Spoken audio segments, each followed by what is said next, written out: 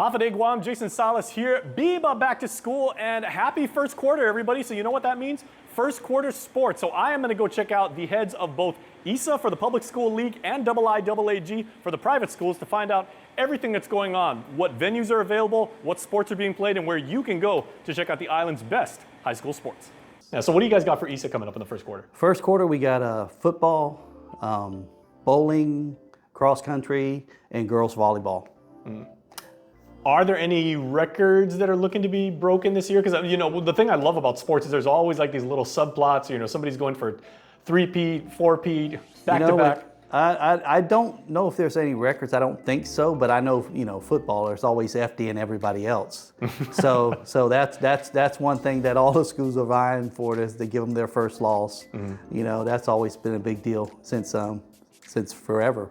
But the wonderful thing about the public school system is because it's so regional and everything like that. I mean, you are playing with, you know, the kids you grew up in the same village, from the same neighborhoods and everything like that. And then you travel to, you know, another school and you get to see the way that like other kids play and other kids live out there. It's always been incredible. Yes, and you know, it's even better that we're playing together now.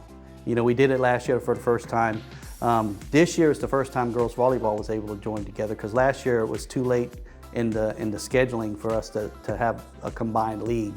But this year it's full force for all 4 quarters. You know, we're playing with all the private schools, you know, and as a matter of fact, we added 2 schools. The business technology, that was a new school. So I think we still have the other charter schools. And so BTACs, the Carabaos. Yeah, we have all of them. So it's good, you know. Some of them only have a varsity team, but you know, it doesn't matter. We can still participate together. So we got about 15 teams in girls volleyball this year. Very nice. Which is huge. Okay, and bowling is for you guys, you said too, yes, right? Bowling we're doing first quarter because our scheduling, we only had 3 sports for public schools in first quarter, so we wanted to move bowling to first quarter. So now we have 4 first quarter sports, 4 second quarter sports, and then third and fourth we have 5 sports. So, and same schedules we had last year. Okay, and then what fields are going to be used for football? Because Friday nights under the lights and everything, it's always everybody's favorite. We always have an issue because of lighting. GW's lights are real good. JFK lights are good. Guam High just had their lights replaced. So we have 3 fields we can play on at night, which is great. Okadu is going to play during the day if they don't have lights. If their lights are not operating, we got them tentatively scheduled for 3 p.m. on Saturdays for their home game. Are any particular public school team from ISA like looking to give FD a run this year? I think it'll be, I don't know. I would love for Southern to give them a run. We have a, you know, the good thing about Southern is we've had a good foundation of coaches. So it's not like we're having coaches in and out. In some schools, that's an issue. We're getting coaches to be committed. And all our football coaches in the public schools coach youth. So they're familiar with the kids are familiar with them. It makes a big difference. I know GW's going to have a strong team. I don't know how Guam High is going to be this year. Hopefully they'll have a strong team. You know, hopefully we'll have a strong team. Our numbers look good. We have, I think, over 30 players already. So I think we'll be okay. Hopefully one of us can give FD a run for the money. I love this time of year, so best of luck to you, Marvin, and to all of the schools in ISA. Yeah, thank you, Jason. All right, so now that we got you squared away with what's going on with the public schools, let's head over to Manila and find out what's happening with the private school league. All right, now we're here at FD to find out what's going on with IIAAG. We have girls volleyball kicking off. Our boys here are going to be playing football, but we also have golf and tennis. The IIAAG's changed the format on that to increase participation, so we do more of a tournament style in those activities. So for students that participate in golf or tennis, it's kind of a self-taught, or you know, you do your own practices, and we host the tournaments.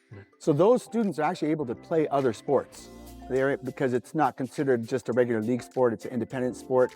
Will you still get varsity credit, and can you still letter in a sport? And that was one of the main factors that drove us to have the golf league.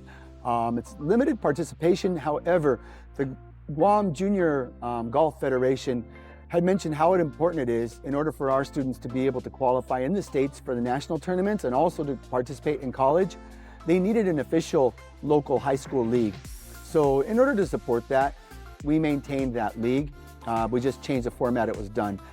the same as tennis. So those two sports will be taking place in the first quarter.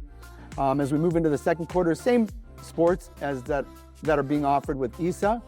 We don't have anything else special except we will be doing the 3x3 basketball. This will be our second year with 3x3.